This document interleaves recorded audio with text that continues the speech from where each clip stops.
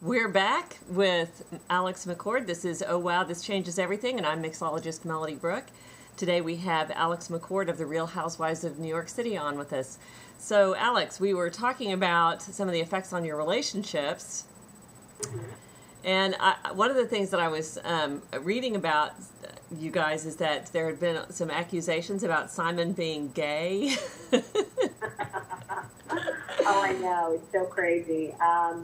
I think that, particularly when you live in New York City and you travel a lot as well, you forget that outside of London, New York, and Sydney, that there are guys for whom being fashion forward and staying in shape and enjoying things like shopping in museums is suspect. And it never, to be honest, it never occurred to me before the show came out and people started commenting about it. And I was really surprised by that because in my life, I've always been surrounded by guys, gay guys as well, but many, many straight guys who either were very, very fashion forward and very what you call metrosexual, or even if they dressed like off-duty football players, they were still obsessed with fashion, and all straight. So it really surprised me and made me laugh. One thing that I said on the reunion special was that if Simon actually were gay, he would be out loud, proud, marching. He would have a rainbow flag on his forehead, and he would be driving a pink Cadillac. That's great. Well, you know, honestly, Alex, what I like about it is that to me, there's a problem in that, especially when you're growing up, if you're a teenage boy and you're like that, if you're somebody who likes fashion and who likes the arts and who's interested in their appearance, and they get told by their peers that that means they're gay, and so then they start thinking, well, maybe I am gay, you know, and they start questioning their sexuality based on these external factors that have nothing to do with who they are.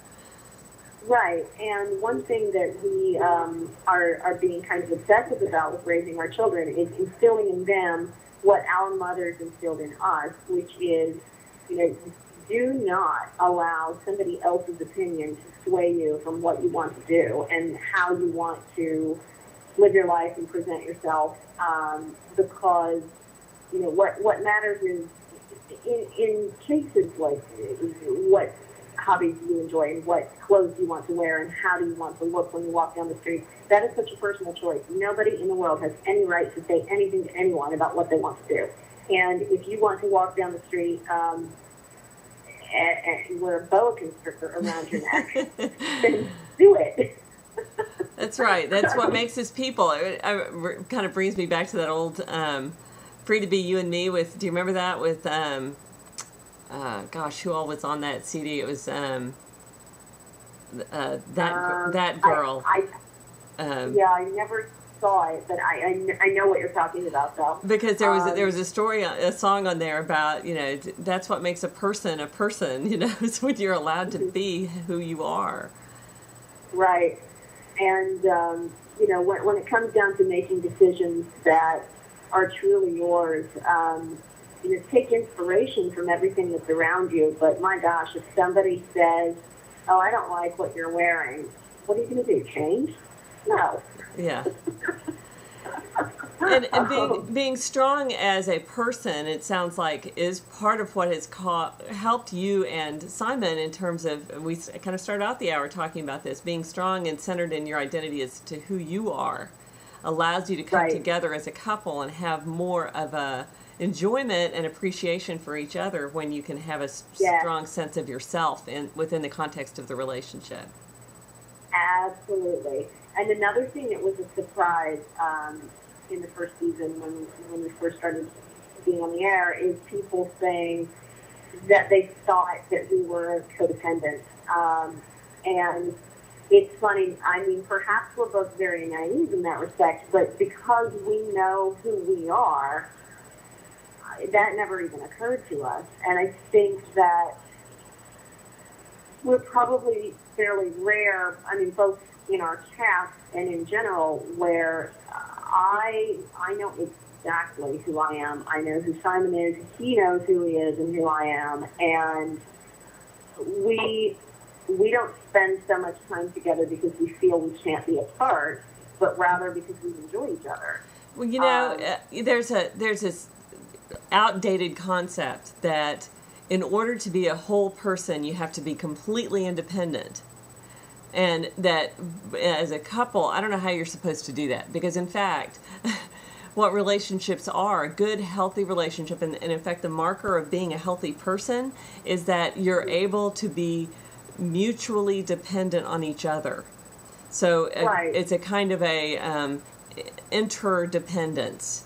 That's what real health is. It's not being so independent you never need anybody else. It's about being able to give in and need somebody else, and also to let somebody else need you. Yeah. One thing that I joked about when people started batting around the codependent thing is I said, well, no, we're co-independent.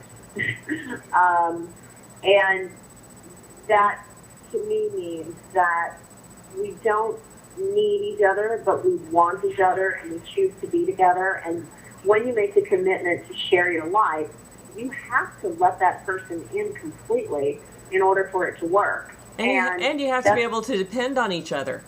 And yes, you do. And that doesn't mean being codependent just because you depend on each other. You know, that's not right. Exactly. Well, the thing is that when you have a partnership, you have to split things. I mean, however you split it, you know, really, it's easier if one person takes on this task and another person takes on that task, you know, for example, Simon's training, although he's in the hotel business, his training is in accountancy, and he's very much a numbers guy, yet I always do our taxes. Right. Because that's what I do.